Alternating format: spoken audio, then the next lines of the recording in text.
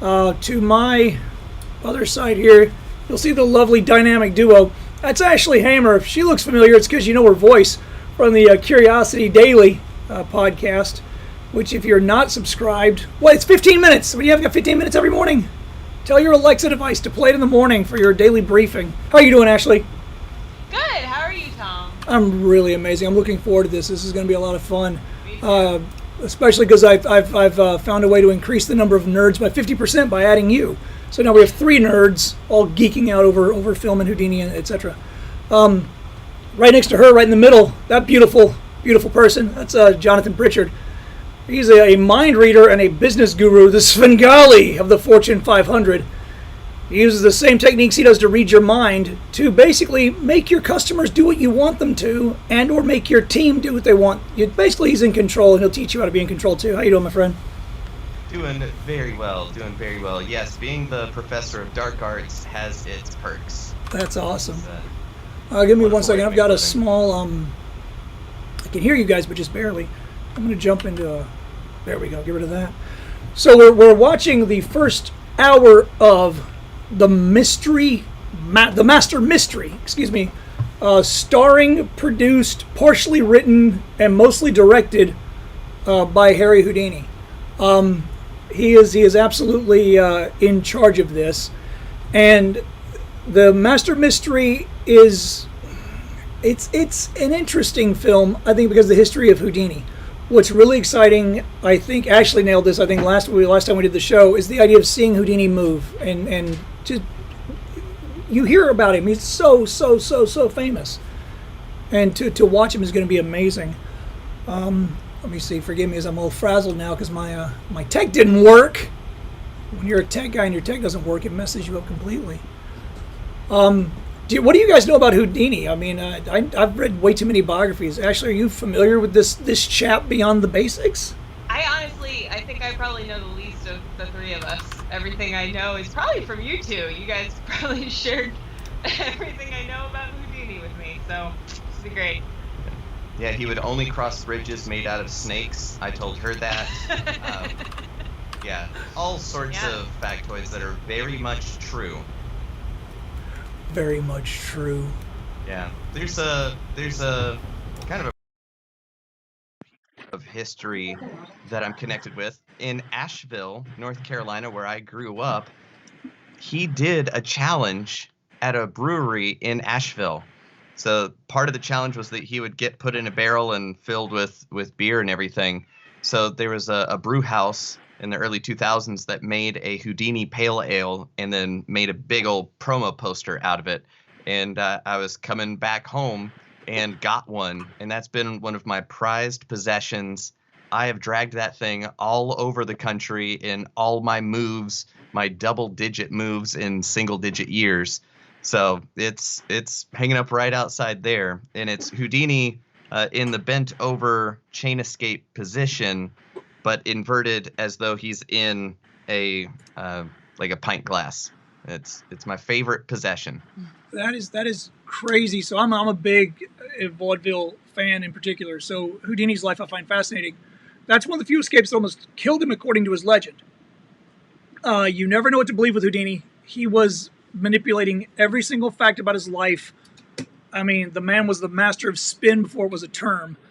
But the claim is he was a teetotaler at a time when that wasn't even... So teetotaler means don't drink, but I didn't know where the term came from until I was watching the documentary on Prohibition, the Ken Burns documentary. I myself am a teetotaler, and I use the term. And I didn't know why. So it used to be everyone drank, and you hear about, like, small beer was for children during the Pilgrim era because water's unsafe to drink, but water that's been sanitized in the process of fermentation is safe to drink. So you drink, I guess White Claw is what kids drank back then. Essentially, that was what children drank. And so when gin and whiskey become very cheap, especially the men, remember at this time, the men work, the women don't. So if your husband is a drunkard, your whole family has a problem, right? You can't just go get a gig and support your husband. Which is where the temperance movement comes from in this country in the 30s. The men were thinking, well, I have about this much beer, so about that much whiskey will be fine. That's fine. That's about this much whiskey in the morning before I go to work, like I do cider, right out of the jugouts. So the men were just getting blotto and then alcoholism. But they would They would do the same thing they do. What's it called now? California sober. So I'm sober. I mean, I smoke weed, but I'm sober. That's California sober, right? Yep. Kind of like a California stop. You just roll through the red light. So imagine that version of in the 1800s. Oh no, I don't drink. I just have like 6 or 7 beers a day. That's all. Just like 6 or 7 beers. A capital T, total abstinence. A teetotaler means, oh no, I'm Muslim, I'm religious, or I'm whatever. When I say don't drink, I don't mean I don't drink. Like in California, you'd have to say sober, super, sober, capital S, sober. Harry Houdini was a teetotaler at a time when no men were. That just wasn't a thing. Everyone smoked cigars if you were a man. Every man drank, and he didn't do either. And so either the booze caused him to pass out, a little bit being absorbed through the human skin, or since that's not really a thing, Houdini thought of some really good bullshit. Yep. I was overcome by the beer fumes. This overpowering beer. I didn't fail. I'm a teetotaler, and thus the escape went wrong. So it's a way to get in the news without admitting you're a failure, which is something Houdini apparently could never, ever do. Yeah. Which brings me to the subject of tonight's watch-along. A man who succeeded at every single thing in the world. We're going to watch the one thing he could not succeed at. He went out to Hollywood and tried to make a go of it in the movies. And it just didn't work. Sorry, my dog's crying. I think he's playing in the living room. If you guys hear a dog crying, he's not being tortured. Our cat's meowing. It's mass pandemonium, Tom. This is working from home. Yep. I like this, the forward. International Patents is a firm whose vast fortune has been made by... Yep, you can read it. If you read the forward, this sounds like a hell of a movie. They've obtained sole rights. They suppress the manufacture of these inventions. Yeah. Behold, a painting. Ooh, that's, that matte painting is phenomenal. It's almost like it's there in front of a camera. Am I watching Atlas Shrugged right now? Damn it. It's all downhill from here. That's the funniest thing you've said in months. International patents. Oh, okay. I was already confused. I thought that the patents thing was just a standard operating procedure of saying, hey, guys, don't steal this. No, this is part of the plot. Okay, this is part of the plot. Yeah. All right. Now I'm on track for about 3 seconds, I bet. Now my joke is funnier. Mr. Brent. It's got layers to it. That Hamer humor, man. You got to pay attention.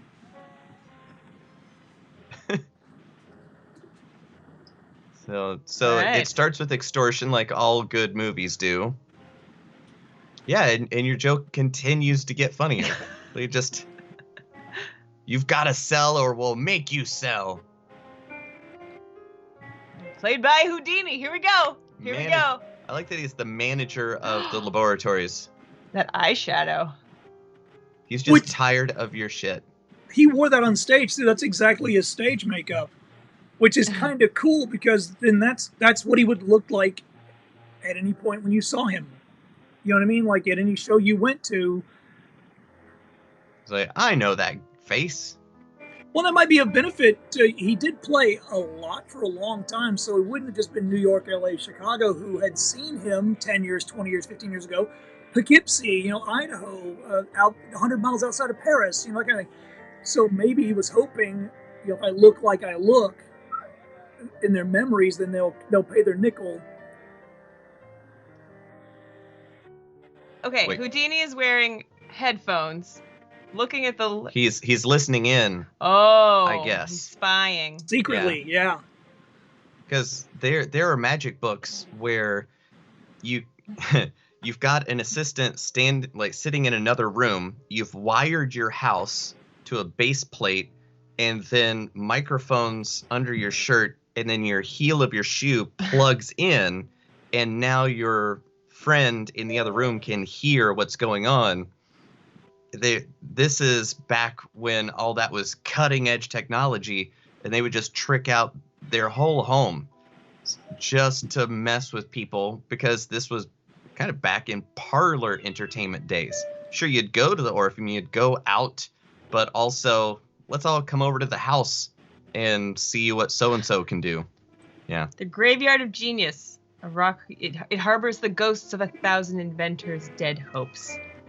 Goodness. It's This is for spooky. kids. It's moving on its This own. is a serial for kids. Before the cartoon, before the movie, you see how Houdini missed the mark tonally a little bit.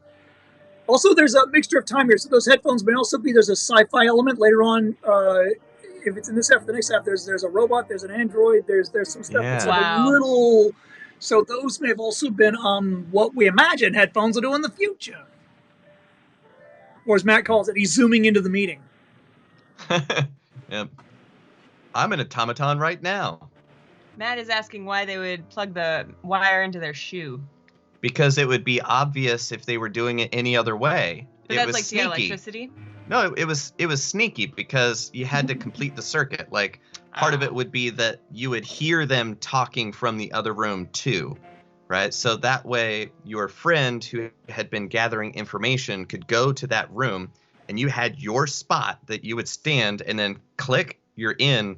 Now you can hear them in your headpiece because you got this big getup. Yeah. Right. Technical So that warning, since we use ultra low latency so we can read and keep up with the chat just for such questions, you may see some buffering issues. That's just a trade-off I'm making on my end. Essentially, I'm streaming this file to you guys. So just keep in mind, if it goes to buffer at some point during the movie, just hang on. It usually takes 10 or 20 seconds. I have decent internet here in Chicago. Yep. But everyone's home, and it's Friday night, so everyone's watching Netflix also. So, you know.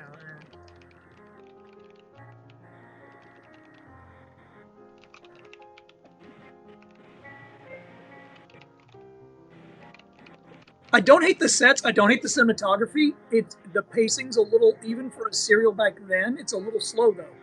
Like normally, consider the competition. Like those old serials would have either been heavily comedic, just because comedy, slapstick especially, translates so early and often. I would say. I mean, we still have, Mr. Bean today. Dick Van Dyke for the Last Generation, etc. So it certainly holds up the test of time. Also plays internationally. Remember, like the automobile. Film in general is also a French invention. Like a lot of innovators are on that side of the pond pushing. Yeah. So if it can play in multiple languages with subtitles, it's important. So comedies, and then right around the corner, you got the Keystone Cops coming. So you've got proto versions of that. Not quite Fatty Arbuckle and the Keystone Cops yet, 1920s, but any second now, you're going to have that Buster Keaton, Charles Chaplin. You're going to have some real genius. And so as you watch this, you're thinking like, why aren't you doing backflips, dude? Why aren't you? Also, how about a card trick, bro? Like, you're a magician. You're a visual artist. Like, why you're are the you just king of sweating to cards death before and you were the listening on escape headphones? artist.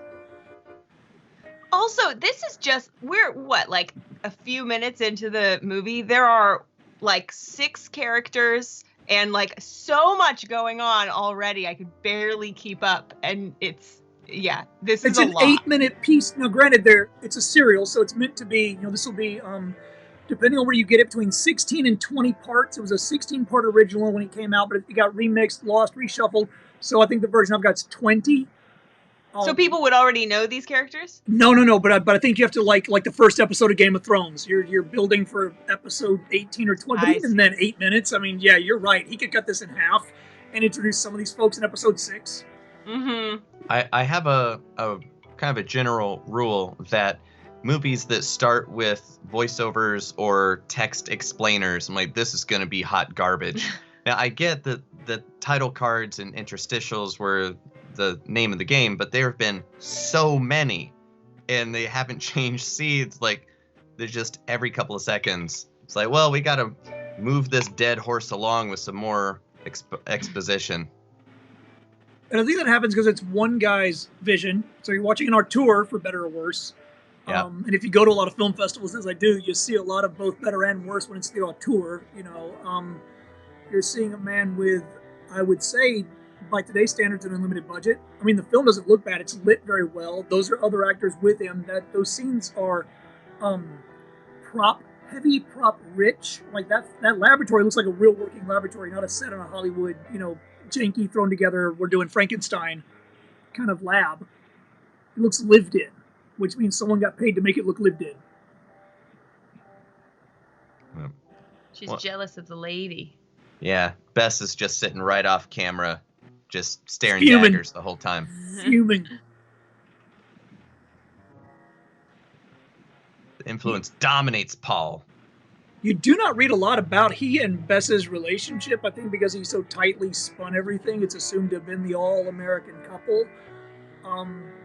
Same thing with his mom, but he really, really loved his mother, which is both good and bad because, when you're the wife and you want to be one of the more important female energies in the room, and this mother, maybe they got along. That was the way it was always spun. But you can imagine, even if you get along famously with your mother-in-law, at a certain point, you're like, why is she on the train with us for the show? She's not in the show. She has her own cart. She would have a train car, as did the elephant, as did Bess and Harry. Like, you never get away from your mother-in-law. And I would love to see some scholarly work on that, or, God forbid, a biopic that focused on, Harry and Bess.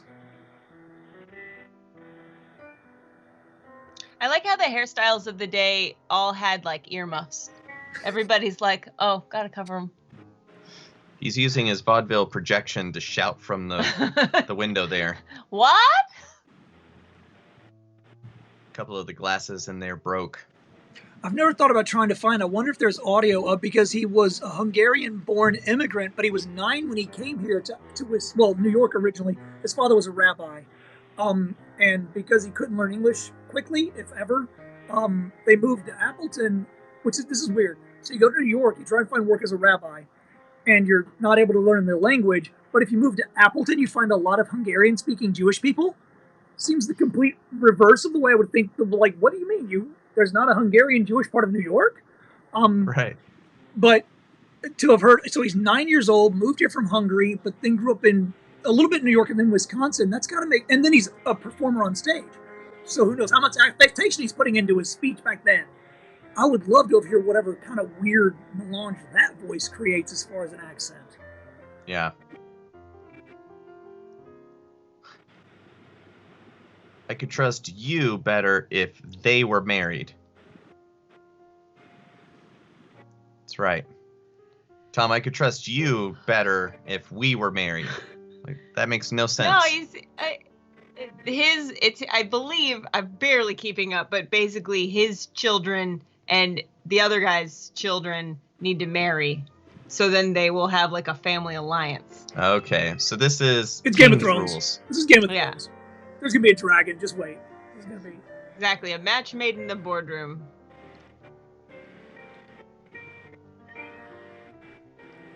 This feels like it would have been a real. I wish he'd leaned in on doing like a serialized soap opera and not been in it. Like directed, written by Houdini. Yeah. But I think because he's in it, I'm expecting juggling, backflips. I'm expecting vaudeville, visual humor, and kind of brighter, poppier, more fun. You know what I mean? But maybe he was tired of doing that and was like, no, I want to make a serious piece of art. And I'd have just been like, well, then don't be in it, dude. That's fine. Just ask, sad Houdini. Sad Houdini. That should be a meme. Sad Houdini. Yeah, I'm going to go back and screenshot that. Yeah. I'll send you the MP4. I've got it on my hard drive. Nice. I also uploaded this. If anybody wants a copy, I've got it. It's unlisted on my YouTube channel, but I'll send you a link. I didn't know about the music, whether it was copywritten or not. So my trick is I upload it to YouTube and give them like 5 or 6 days to flag it. And see what YouTube thinks about the music. And so if you want to, I can send it to you. I don't know if you want to watch it yourself later. The entire 2-hour version. That'd be cool. You guys know about Houdini's brother? The great Those old No. DMCA warnings. Right? Yeah.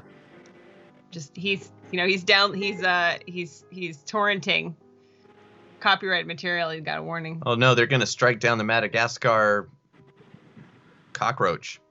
I don't know. What? That's the hissing one, was- right? Yeah, that was the written thing. Ah, there we go. I wasn't just making up Madagascar. I was making up the cockroach.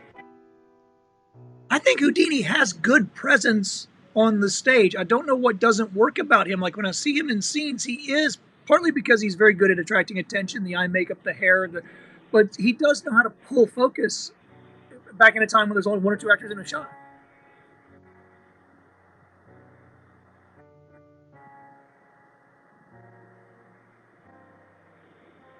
It's hard to tell whether, like, because it'd be easy to say just like maybe he chose bad films, but I don't know. Maybe this is good for the time. I don't know. No, even at the time, actually, it was not, let's say, panned. A term we have now that they didn't have then, but these were never. I mean, in the same way, if Kim Kardashian made an indie film, a certain number of people would watch it just because fame begets a certain number of eyeballs. Thus, it would be with Houdini. Like a certain number of people saw this, or distributors picked it up and then did not pick up the next one because they were like, Houdini! And to be fair, his name did put butts in seats, even in the cinema.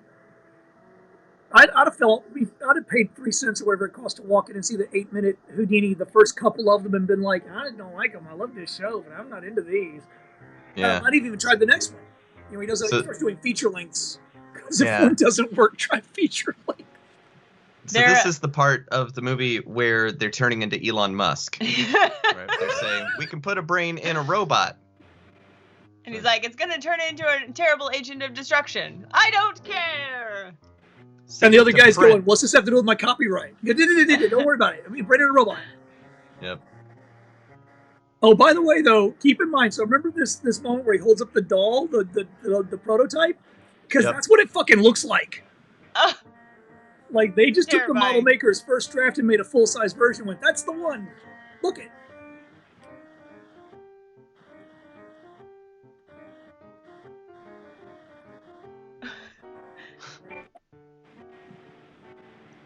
Ooh. From Brent Secret Rock. Home. I love it. Mr. Brent and his home on Brent Rock.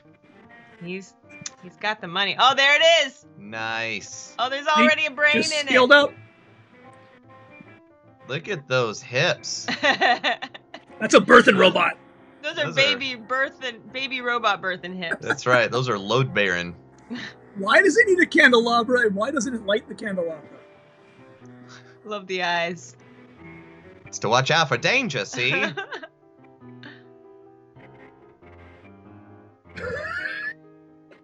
Boy, I hope that actor was paid well. Yeah, that went on his reel.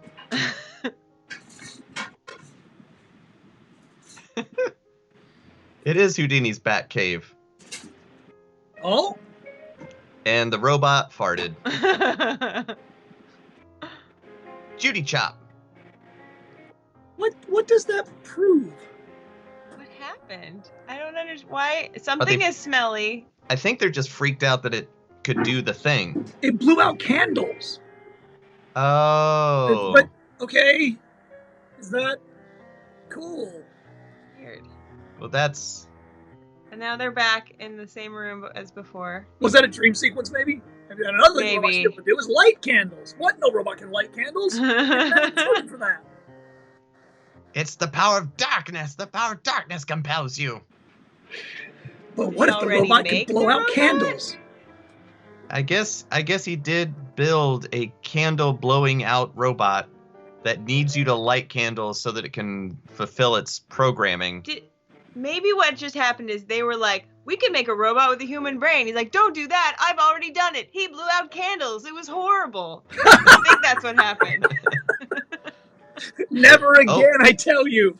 And now it knocked out the fuses, so it just leveled up what it can extinguish in terms of light. Boy. Now everyone only has candles. Yep. Ooh. Next stop, the sun. That's right. I like that they're using the blue tint, like from Nosferatu. Yeah, you guys talked about that last time. I think it's an accident in this movie. Yeah. I think this is just the age of the film. I think the robot's just concerned that people can't find their way around since he made it so dark. See, it's Munchausen by proxy syndrome. Make it dark so that people will value my candles. There you go. If this robot were that smart, that would actually be like... Oh, that's cool. Although the bluish hue, I don't hate it. Like, as far as a shot technique, especially the wide shots where you can see upstairs, downstairs, the person crossing. Like, it's very interesting cinematography if it's done on purpose. Yeah. I like what Mariano said. It was the robot in the parlor with the candelabra. Yep. Yep, I think that's coming. Oh no, they're lighting a candelabra, the robot! It's gonna The- hunt you down. The robot's attracted to candelabras. What? Is it a moth? Thank you. Also, I'll that take man the walks broken fast for beer someone bottle. holding candles. I think Houdini looked into the camera when he turned. I swear to God, he like made eye contact with me. That's awesome. I bet he was hollering cut. Are you scared? You should be scared. There's a robot. It's coming to get you. I'm Houdini. Houdini. Look under your chair. Is that your card? Are you the terrified of spades?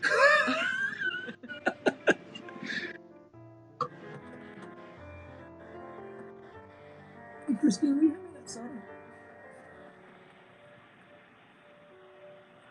Oh no! Judy chops. Ah! Oh, that guy just got robo Judy Oh, chopped. he got roboted so hard.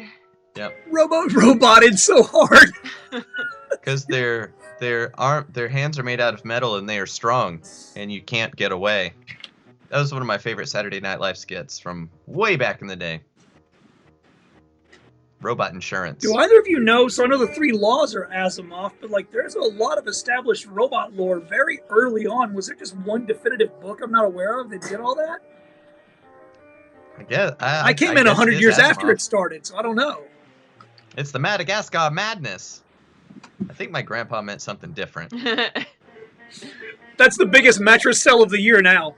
It's Madagascar madness. 40% off all rugs. Gotta go before the robots get them. Before the robots.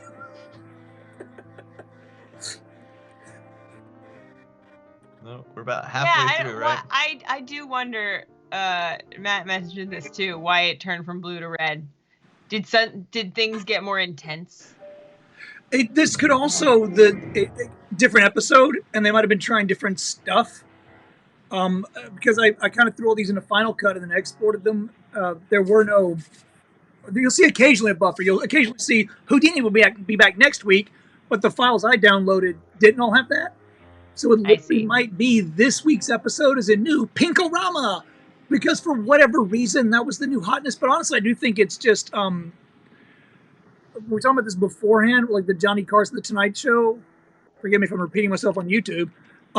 This stuff was considered so disposable. That's why there's 16 to 20 episodes. It got lost. It got remixed. If you're the distributor and you paid for this turkey, then you're like, it's not working. But if I showed let's get that robot in earlier. I'm showing reel 5 first. Screw you guys. I need popcorn sales. Yep. And that wasn't a thing that Houdini would have gotten pissed about. They just didn't have that kind of director thing. That's a very not much later, but it's later. Then when someone doesn't. Jordan had a great insight, Tom. He was saying Rosie from the Jetsons doesn't look too different from the robot. I'm wondering if they all pull from a common source. That I don't like. I didn't read any of the Barsoom stuff. The what's John Carter of Mars, right? Edgar Rice Burroughs stuff. I came in at like C-3PO. So by the time I got into the game, robot stuff. Well, I was post Asimov. There was so many people taking a swipe at this in a great way. So I wonder if Rosie, the animator, and whoever did the set design here just looked at the same illustration in a book that everyone would have had. Yep. There's another really good point in the chat. Arthur O'Dwyer says the blue filter is the outdoors at night mood and the red filter is the candlelight mood. And so in this case, all the lights went out. It was blue. Then they lit some candles. It was red. That makes sense. Yep. All right. He's got a prop. And now he's starting to do something. This is what I wanted from the beginning. All right. I want Houdini MacGyvering, Houdini juggling, Houdini. Nice. He's such a physically fit guy. Why is he not roughing people up? Why is he not kind of the proto Jet Li or Buster Keaton, who's called the original stuntman, or Hollywood's first? He just made a grappling hook. Here we go. And this is what Houdinis do bestest. The door is locked. The hell you say?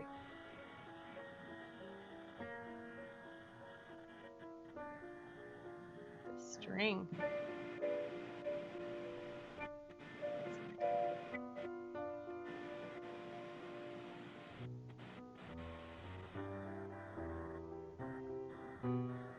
Aha. Yeah, Buster Keaton is awesome. This helps you appreciate how amazing Buster Keaton is. Which one's Buster Keaton? He's nowhere in this movie. Got it. Yep. If Buster Keaton were here, you would know it. Buster Keaton is it is nonstop. I mean, like Buster Keaton shorts, especially the shorts, the early stuff where he wasn't famous, and so he had to earn every second of your attention because like, who the hell's this loser? And he was called what's Old Stone Face. Like he just didn't emote a ton, so he, like a Jackie Chan or someone else, let his physicality speak for him.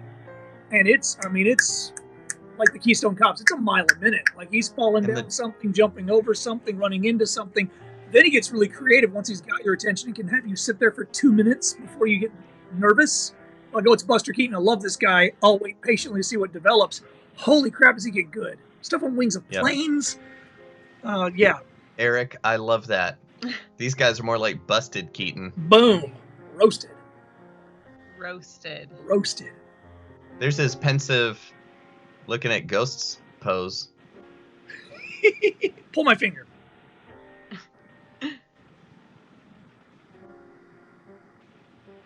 That's a different trick. Is it you?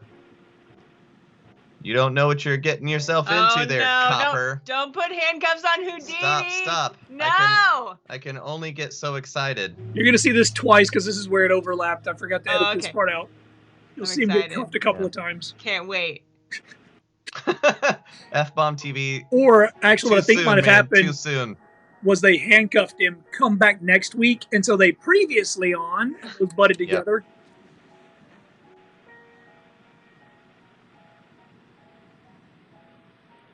I love that. He said, I hope the robot doesn't punch Houdini in the stomach. Also, what a crazy idea to be like, how are we going to open the door? And Houdini's like, does anyone have an umbrella? Like, maybe you didn't hear me. I said, how are we going to open the door? Oh, he did it. He got out. In the least interesting way possible, though, by the way. Could you have made it look hard? Or dramatic?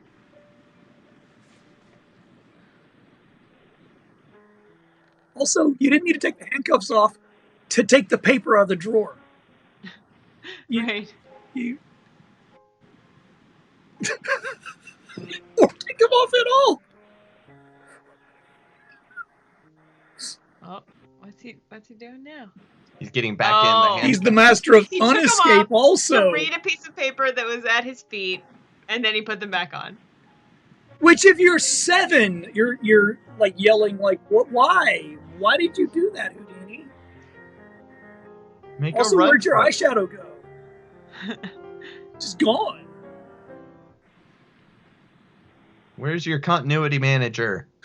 He is the continuity. That's the problem. He's director, writer, star, continuity manager. I don't hate the suit though. I mean, a lot of this, the hair, but the suit actually looks pretty. You change that collar a little bit, but that's it'll work.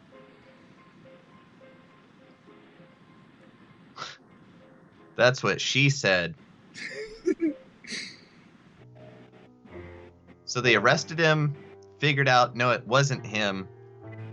And between him getting out, he got out and back in again, so that when they let him go, it was all copacetic. Okay.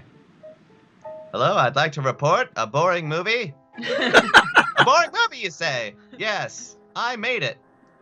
I'm turning myself in. I have broken the trust of my audience. Where's the robot? This needs to be 100% more robot. Yeah, we need way more robot. It should be Houdini versus the robot. That's on the marquee. Did they take that guy's left hemisphere and the other dude's right hemisphere or something? Yeah, it kind of seems that way. Or are they just drunk? Oh, they're drunken in love.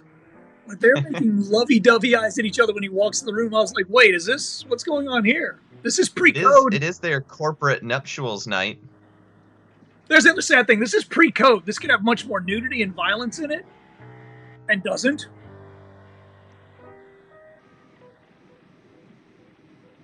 Were you in Madagascar recently? Why? Do I look like I've got a lemur tail for brains?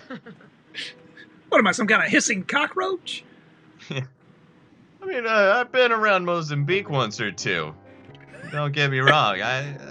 Know my way around the aisles. Yeah, if you got candles, you better light them and smoke them to make it through this movie.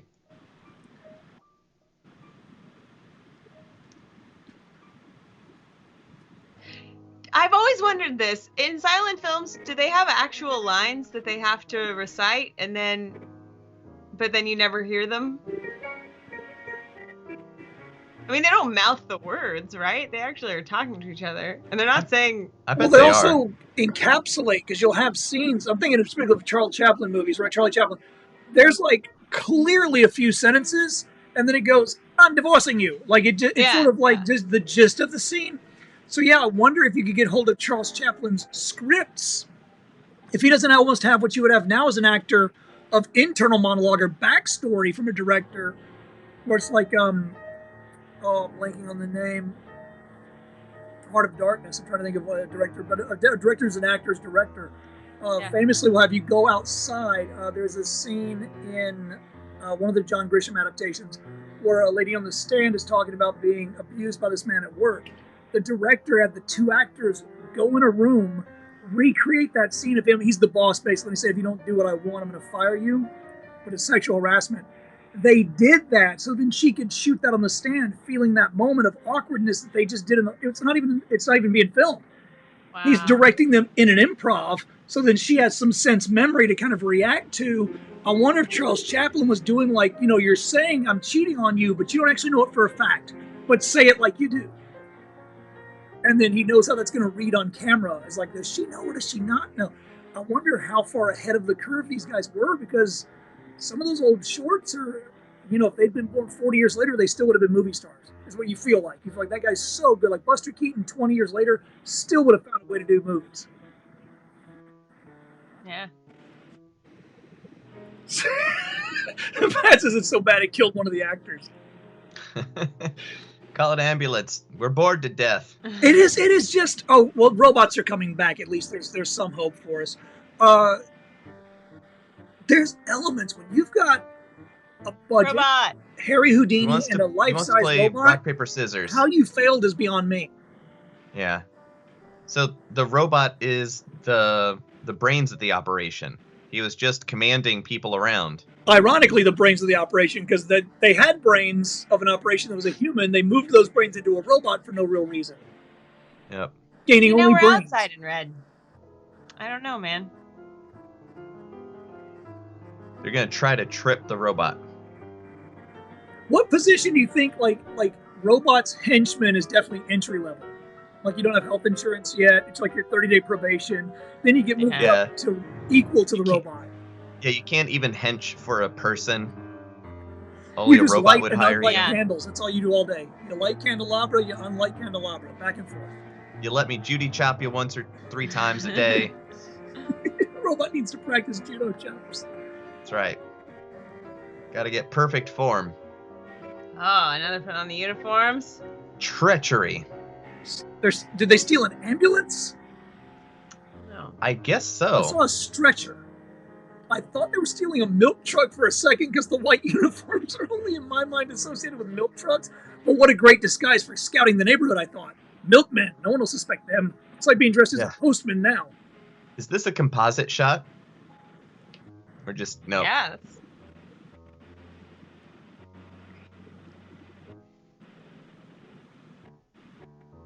Not you, just her. Oh, there will be someone in a straitjacket, Eric.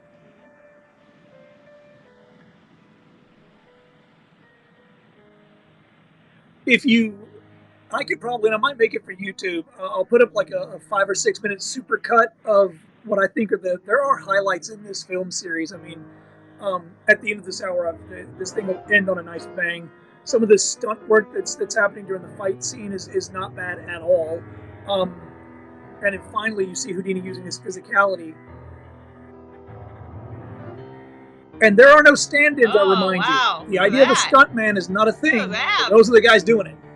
He's got big ups.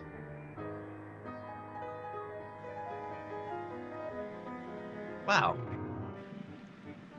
That was 2 full-grown dudes being held up by one small-ass dude. And then dropped. And F-Bomb points out, or you could have taken the stairs. You could have just taken the stairs. Walk up and punch him. Oh, Houdini just got knocked out by those big old hips. Straight jacket. They found the only thing worse than putting him in handcuffs. Now, what I hope he does is escapes and then puts it back on after reading a piece of paper. Yep. But that's his move. They're gonna know I got out. Also, they keep cutting away from him being put in a straitjacket. Like, that's the goal. Watching that man get bound up is the goal. Like, he's heavy. We'll just come back. Some hand waving. Here's Robot. Nice. Just leave him alone in a room in a straitjacket. What are they gonna do next? Explain their whole evil plan to him? It's Mr. Evil. It's what? I put him in a room. I expect it to go to fruition. What? What's the problem? What's the big deal? Yeah. You're not going to watch him die? No, Scott. Why would I do that? You guys don't have to wait a week when you see the continuations. Just give it a second.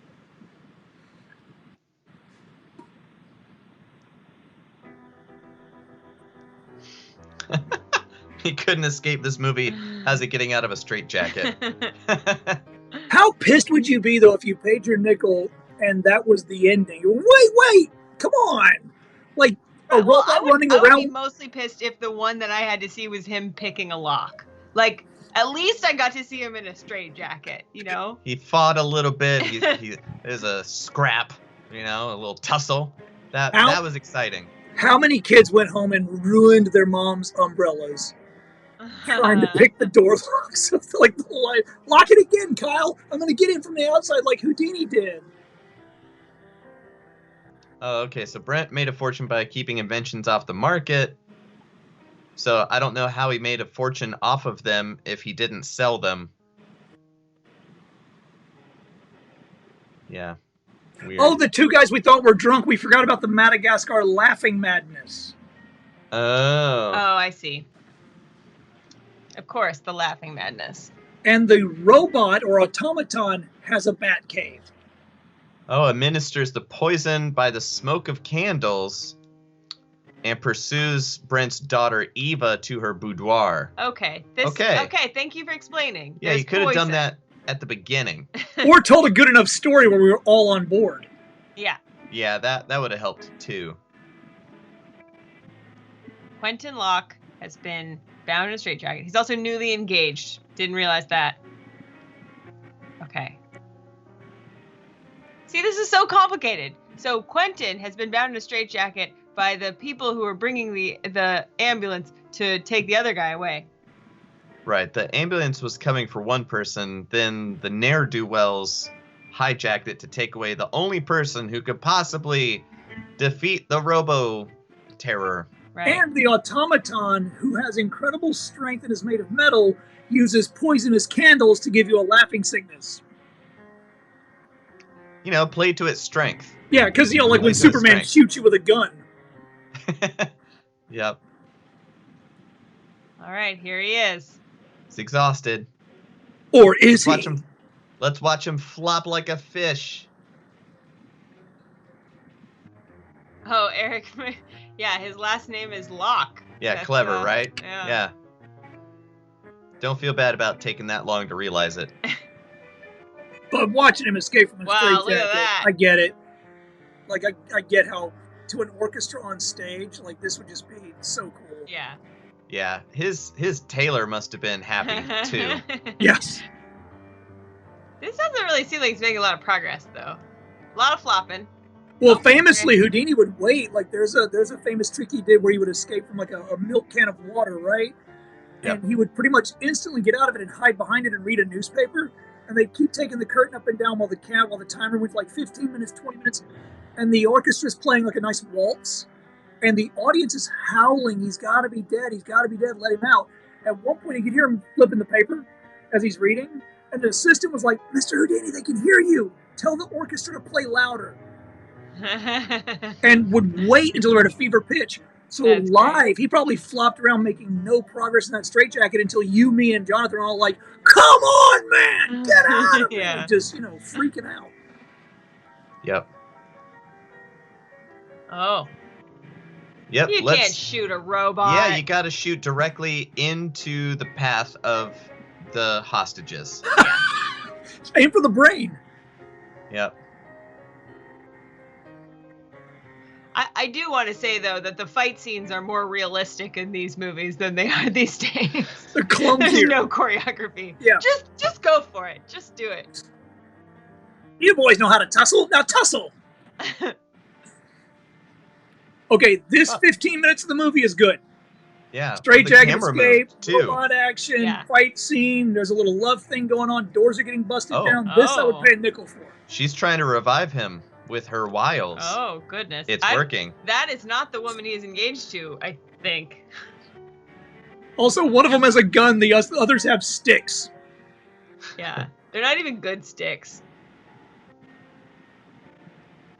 Oh, was he forced to be married to the corporate lady? Might be. But yeah. his love was this one?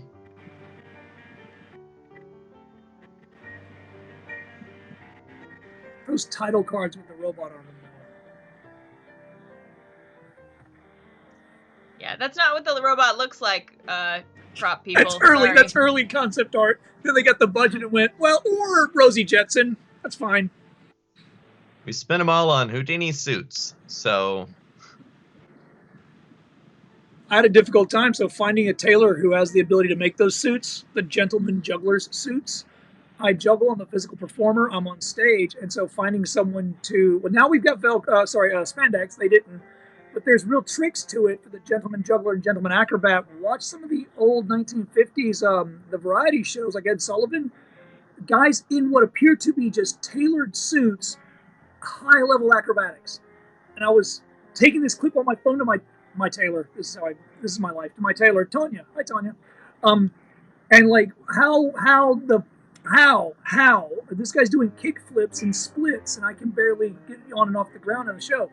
And so she had to go and like research the dark art. Now, thankfully, spandex in certain points is the answer now. But Houdini's suits absolutely, up until the 70s, were you went to the circus tailor and you said, hey, I'm a magician, but I do this very physical part of my act. I need a gentleman juggler, gentleman acrobat suit. That's great. Yeah, places never seem to believe me when I say, I need some more room. I need to be able to do this stuff. And they're like, oh, you won't do that much. I was like, I know my life more than you. So it's always an uphill battle to explain, no, I need to have cards in my pocket. I'm not just going to have flat paper. I need a little more room. They're like, well, that's a little baggy. I'm like, you do my job then with a tight suit. I can give you her number. She's in Rogers Park.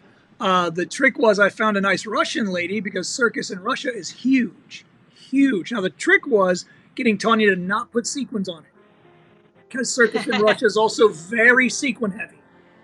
And she was like, yes, it'll make it for you. It'll be purple and pink and yellow. They'll be able to see it from space. I'm like, thank you, but more of a gray guy. Right. That thing that attacks us calls himself Q. The robot has a name. I do like how much the butler figures out. So before the butler called the cops, the butler's making discoveries. This is before the butler did it trope.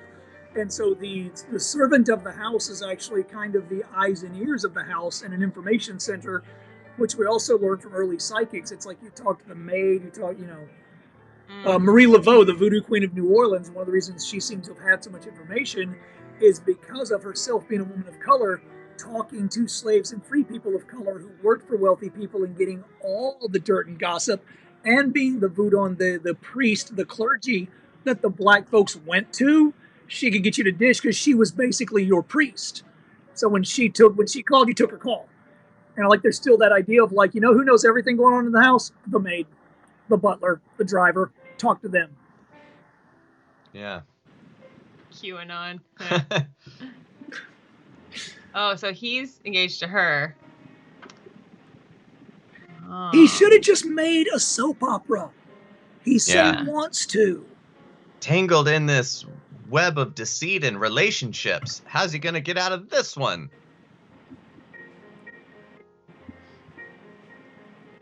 It wasn't me.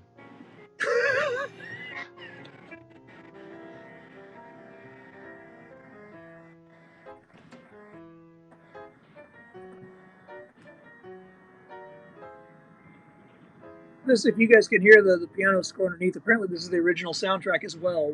Unfortunately, one of the few that we have the original score on the original performance, original score for. It seems like all the films you don't really care that much about somehow get beautifully preserved. And then you go to watch like the original Citizen Kane, and they're like, we can't find the third roll to scan it for HD. It's like, really? You guys lost that? Yeah, because all the ones that suck, you're like, well, I could steal the good one or the bad one. Let me steal the good one. I collect a lot of vaudeville memorabilia, or did at one point, and I have a lot of Charlie Chaplin stuff because, unlike, so Buster Keaton and Fatty Arbuckle start with other, the Keystone Cops for one and Arbuckle and Keaton for the other, right? They kind of get famous slowly. So their early work is super expensive because they didn't come out of the gate like, a Michael Jackson level star. Whereas Charles Chaplin, kind of from his first movie, it was a pretty big success. And so the second one, they printed 20,000 of everything. So to find the Charles Chaplin, I've got an original The Kid poster. And it was only a couple hundred, I think $100-something for an original print of The Kid, one of the more famous movies. It's because it was a huge movie. It's like an original Star Wars print. You get on eBay for $50. Yeah. Can he get out of this sham marriage the way he got out of the straitjacket? Tune in next week to find out. Yeah, it's going to take a whole lot of flailing around like a fish on the floor.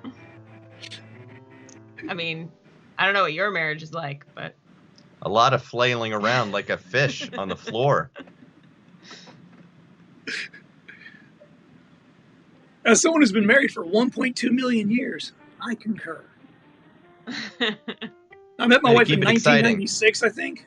So yeah, it's almost not a joke. Was it 96, honey? She's not listening, and that's the secret to a good marriage, kids. Don't listen to each other. Selective hearing. I select to not hear you. Fine. It's done. Too much communication is not healthy, guys. That's the lesson you should take from this. Hey, Jennifer, welcome.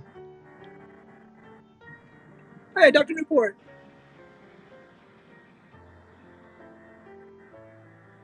Wow. 26 years of flailing on like a fish.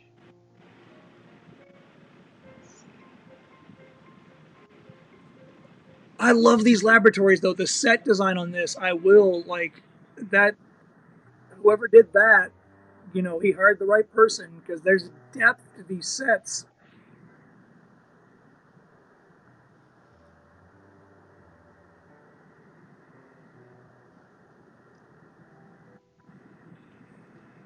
Oh, this is the chemist looking for the antidote to the poison candles.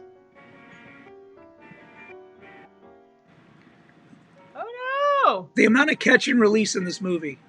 Yeah. The Madagascar choking cockroach.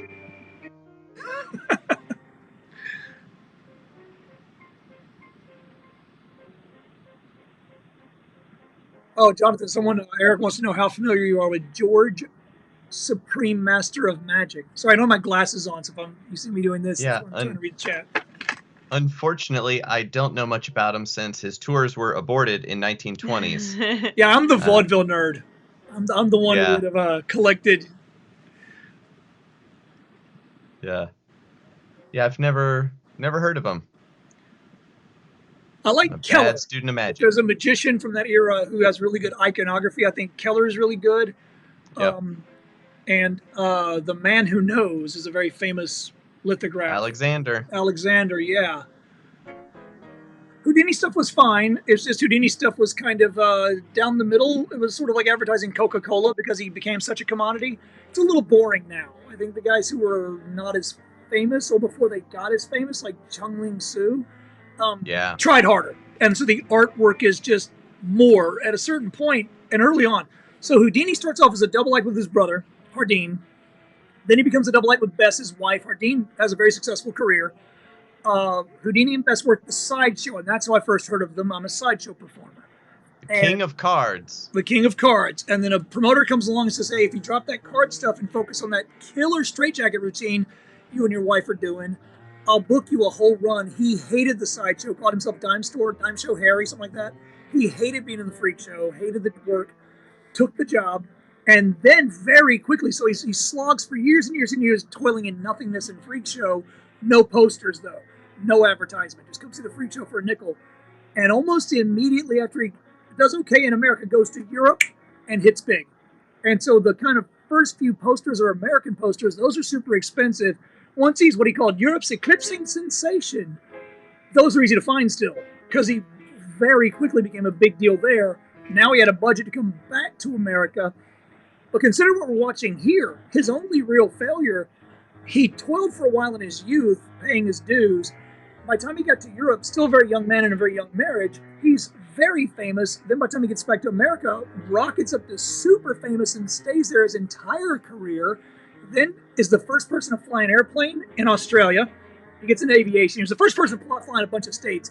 But the first guy down under to fly an aircraft, he had to smuggle it in because the Australians wanted an Australian to be the first Australian, right? National pride. Smuggled it in so he could be number one. Pretended like he was going to do shows, then didn't. Got the hell out of Australia. And then goes into spiritualist fighting. See ya. What's that? Just be like, well, I did what I came here to do. See ya, Australia. Houdini out. Then he gets into fighting with seances, which Jonathan and I cover in the show. We did the seance. And he even has insane. So imagine you're at the peak of your performance. Like Beyonce right now says, you know what, I'm done with this. I won a Grammy a few weeks ago. I fight seances now. There's no tapering down of audiences. She's super famous and then seances. That was Houdini. He wasn't done with one thing. He just stopped. And then was insanely successful with this thing. This is the only thing he ever swung at that he didn't just knock out of the damn park. He was not a man accustomed to failure either. I can't imagine how well. He was a man of some ego, as I think anyone who has success in any endeavor is. But he was a little known for that.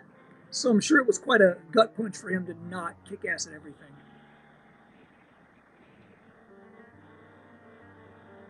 Is he supposed to look like Thomas Edison? He really does. Yeah. Probably, honestly. Thomas Edison was such an iconic figure that's probably intentional too. Yeah. Ashley is so appalled at the acting. She's out of here. She's out. She'll be back. She always is.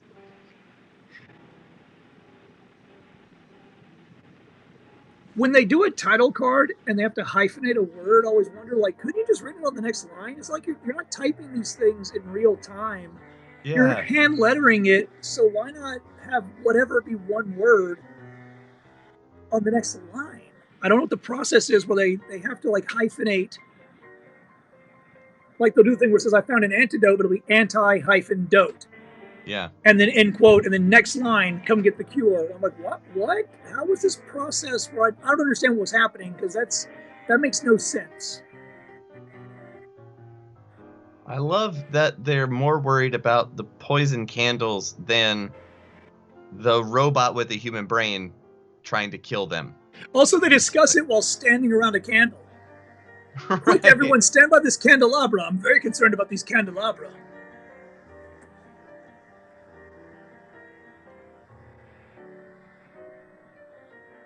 I will be at this place.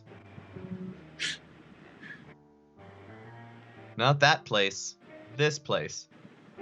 Insets are weird too. You already have established the way of you do title cards. That's a known thing. It's not a talkie. That's not even a concept.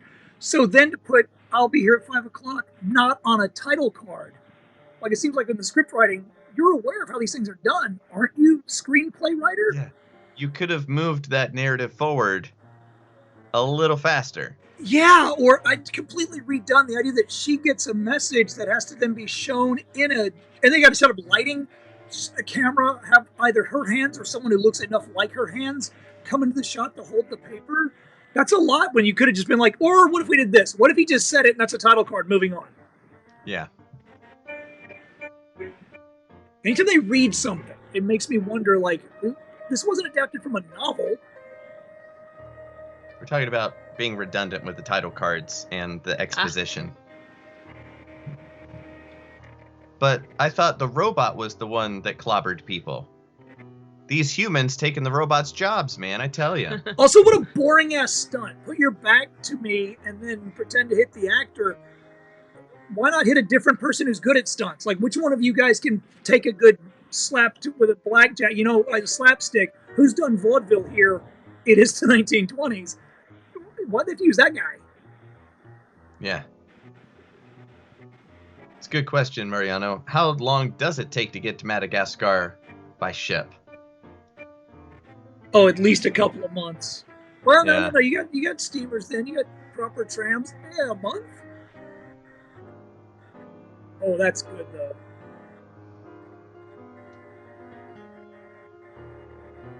Oh, The Nice. jacket! that's a good one. Nice.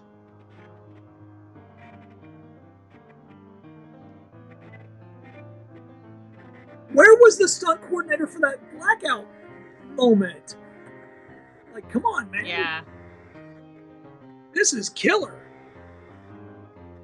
This is what I mean. You dig through this, there's gold in all this dirt. Like, that's a really cool, well done, exciting, interesting scene. No idea why it matters to the plot, though. I'm barely paying attention. Like, it's a boring ass movie, but if they simplified this, if those were the robot's goons, they would have put his brain in the new model of robot because he's so smart and clever. They've got to capture him. And then I'll warn you guys, here's our final scene of this half of it. And this whole back end is just, to me, this is my favorite part. This is even better than the straitjacket. What I'm impressed by is the ingenuity of these four henchmen to coordinate in an unfamiliar environment an effective means of subduing Houdini. Like And that. then tie him up and leave the room. Let's Yeah, all right, leave like the now room. leave. Just It's fine. Because I have Yeah. tried to coordinate with email, chat, phone, and video conferencing, and we still don't know what our jobs are. These guys must be using some kind of Trello board or something. Right, right. A Kanban board of pain. He's like, yes, it's my favorite. It's what I'm about. This is what Houdini do. Sure, you've waited 6 months to watch one 15-second serial per week to get here, but it's worth it, right, kids? Every Saturday. The only thing you could say in their defense was this is like when you go see, like, it's Metallica, and the band opening for them is Anthrax, and the band opening for them you've never friggin' heard of in your life, and the band opening for them started 2 weeks ago. Right. This is that band. Nice. So you didn't pay to see this. You paid to see, something exciting like Train Goes By. You paid to see something, the cartoon. So you walk in halfway, and maybe if you only see the part where you're like, oh, dude, that was great. You gotta have a straitjacket? What's the robot for? Everyone's smoking. Yeah. What's the robot for? I don't know. Oh, cool. Here comes the real movie. That also said episode 3, if you notice on the title card, it's because these have been completely recut.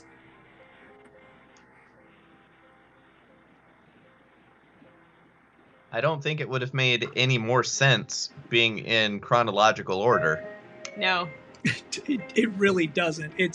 I think you were the one, Jonathan, who equated it to like pornography or like action porn, where you write just enough plot to get Houdini from point to point to point. I Yep. just wish they'd done more of that, like focused more on like, Yeah.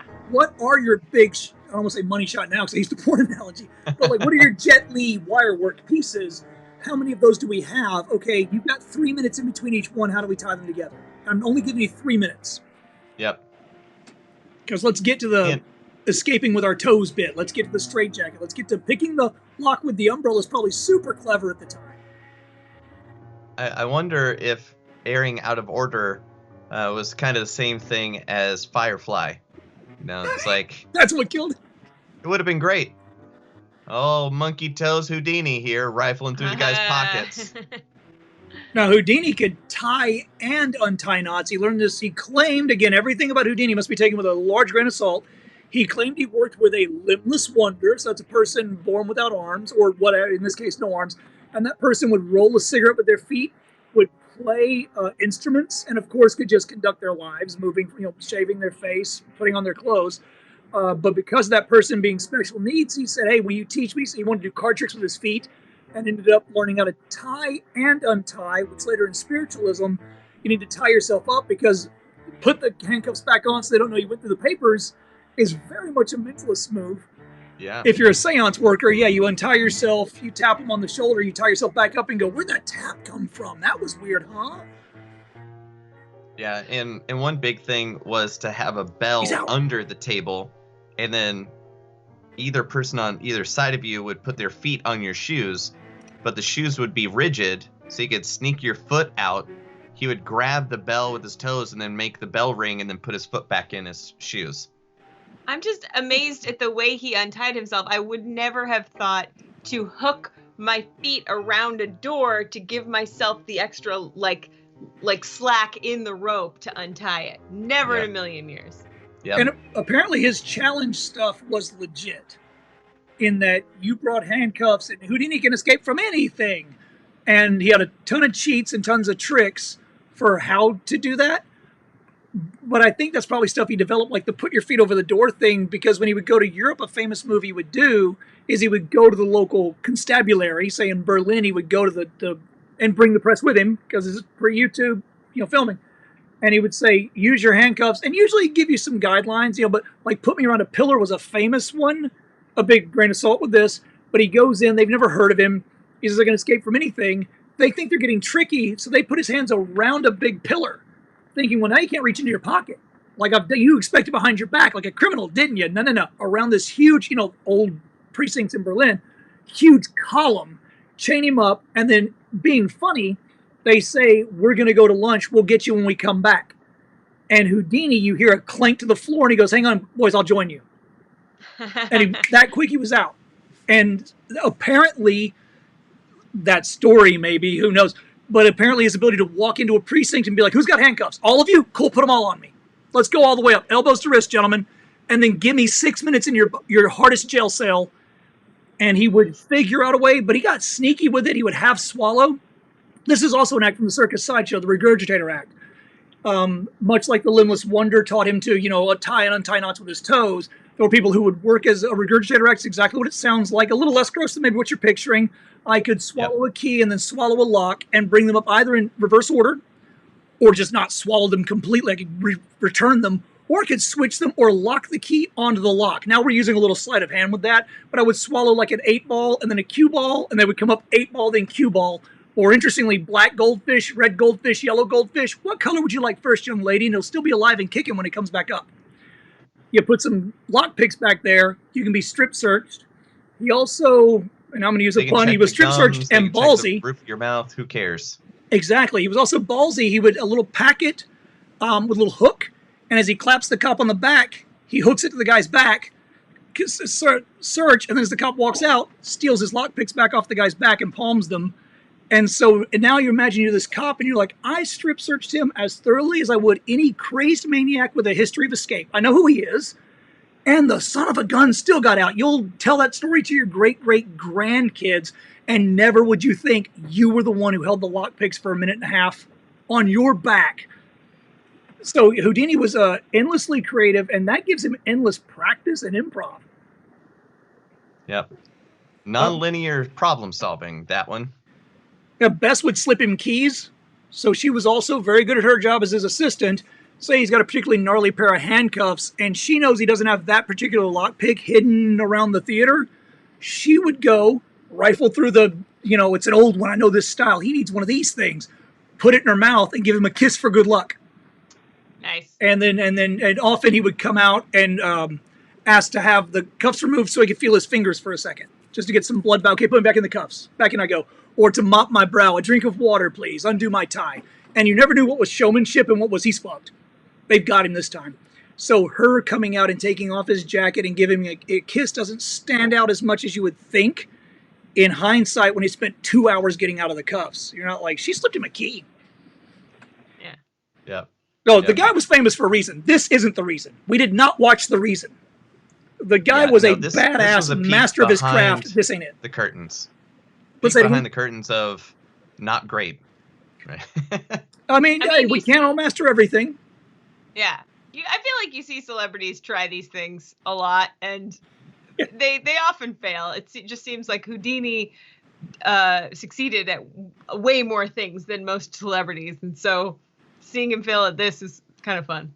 It also, on paper, though, I would have risked my money if you'd said the great Harry Houdini, and the same things that I'm seeing, I'm criticizing for not putting in. I'm like, yeah, Harry Houdini, the guy that can hold spellbound thousands of people at once, this big on a stage in vaudeville for decades of our life, the eclipsing, all-encompassing, not just highest paid magician, one of the biggest stars.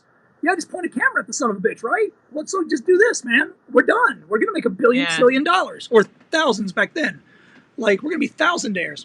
I can't fault any of his math, and even him continuing. Like, you don't always hit it out of the park on your first endeavor. You know, you go up on stage, you make the elephant disappear, and the audience goes, meh. You do it 30 more times, and you figure it out. And then it's on the poster, and then he does this. Comedians have all been through this, where you're doing a joke, and you're doing a joke, and you're doing a joke, and then suddenly you figure it out, or the audience gets hip to it, or whatever. I'm not even mad at him for trying 4 or 5 times, and then he does give up. He doesn't go for 50 years. You know, after But 4 or the 5 times, what? The difference is that when you try a joke and you try a joke and you try a joke, you're not like the world's most famous magician when you're doing that. Like, nobody cares because nobody's heard of you. And with Houdini, it's like he probably had all these years to try these things in private, but then you can't really make movies in private. You can't really just like, you know, people are going to be like, oh, Houdini, yes, I will pay for that to be everywhere because I want to make tons of money off of it. And so there's no way that you could just sweep it under the rug and try again. If you want to see a modern version of that, look at John Mayer doing stand-up. He was already on the top 20, and then he did some stand-up sets, and he was fine. He was good. He wasn't the worst, but no one's great their first year doing stand-up. I did it for 2 years as an open micer. It takes 2 or 3 to get good. I quit before I got good. It's a grind and a long one. He was maybe 6 or 7 weeks in, but every time, you know, Kim Kardashian goes up to try, you know, karaoke, everyone films her. She doesn't get what I got, anonymity. The only person filming me was me. So I could burn those tapes, and I have. Because I'm now not filming my special for HBO and showing it's not fun to watch where I started to where I came. And John Mayer had that same problem. But if you watch them, they're not. I guess you got to watch them as an open micer or as a real student of comedy, because you're like, it's not that funny, but it could be. That's a good idea. That's a good, solid premise, man. If he had 6 more months with it, he could have actually been a double threat in that department. And we also see tons of actors. Obviously, you know, The Rock. I mean, how many of Hulk Hogan's are there for every one? You know, The Rock or the guy from Guardians of the Galaxy. You know, for every one of those, there's a Rowdy Roddy Piper who had one good movie. Are you suggesting that Hulk Hogan had bad movies? I won't hear it. I won't hear it. But they might have been financially successful, though. I do think that, like, the mom one he did, or the babysitter one he did, or whatever, I think they actually made cash, which was his goal. My brother and I very much enjoyed Santa with Muscles. We watched that religiously. So hey, that's what The Rock did with the Tooth Fairy. He survived that movie. He's like, well, I gotta go act in a pool. I gotta go do this movie so I can buy this house in Maui. Like, I don't care what you think. I'm buying a house with it. I gotta tell you, if someone came to me and said, I want you to be in a movie for a lot of money, I'd be more likely to take it than a stage show for a lot of money, because I actually give a shit what you think about my stage show. I don't give a crap what you think about me as a movie performer or an actor. I don't give a shit. If they said it's a sitcom, it's a reboot of Friends, and you're Chandler, where's the check, bitches? I don't care. Shut up with all these words. Write numbers. How many zeros? Because then when you go, it was bad, I go, yeah, I'm not a TV actor. Could I be any more of a stage actor? Like, I don't care. Give me the money. Yeah. And so Houdini might have been more likely to roll the dice. And Hulk Hogan. Now we're comparing those two. Houdini's rolling over in his grave. They're on par. Yeah. According to Ashley and her sister, they are. It depends on who you ask. Hey, thank you guys for doing this with me. I really appreciate it. Yeah. That's another one of those important films that is more fun to watch with friends. Because by the way, if you go and watch it, I'll send you a link if you want. Just message me. I'll send you a link on YouTube for mine if you don't want to find it yourself. It doesn't make any more sense if you aren't talking over it. It's still confusing as shit. It's still not explaining very much. He still puts the handcuffs back on for no reason. So yeah, thank you guys for joining me. I really appreciate it. Thank you everybody in the chat. Yeah. Thank you guys for making. Yeah, thanks thanks for for everybody coming. for hanging out. I somehow have never seen any of that footage, so it was a first time for me. That was a lot of fun, man. Well, I want to come up with it, so I've got another half of just that plus features. I got so much of this crap. I'm so into that early film era that's now all public domain, so we can use it. But like, if you guys want to do the other half, let me know. If you don't, no hard feelings. I promise. I get it. But what I'd love to do is develop for the folks playing along at home a drinking game for Houdini, which I guess this time would be every time the robot does anything. But I was going to go with the drinking game of when you're bored, drink, but you would have all died by the third reel. I feel like every time they have a really good shot of Houdini's butt, because I saw a lot of Houdini butt in that one. I didn't notice it. He also very famously, like one of the most fit man. Yeah, he was fit and he knew how to play that. Bess wore, now if you go see them now, the equivalent of a thong bikini back then. In other words, just sort of bare-legged, like granny panties or bloomers. But that was insanely racy. And he very famously has the one of him in shackles, and he looks naked because he was aware that he was a rather fit gentleman, and his wife also had a nicely turned heel. And so they were absolutely playing into the sexuality. And then if you watch like the Pendragons, in the 70s and 80s, you see that exact same idea of like, yeah, he's in there doing push-ups before he goes on stage. So he comes up massively ripped. So I want to unplug the stupid Alexa. Sorry, my robot's now gone into rebellion and is lighting. So you're talking about taking your clothes off. Let's distract him. Alexa's like, no, you're too thin. Do more push-ups. You're putting in the wrong order, buddy. All right, I thank you guys very much, and we'll see about doing this again soon, guys. Have a good night. Sounds dangerously close to a plan. I like it. Thanks, everyone. Bye. Thanks again. See ya.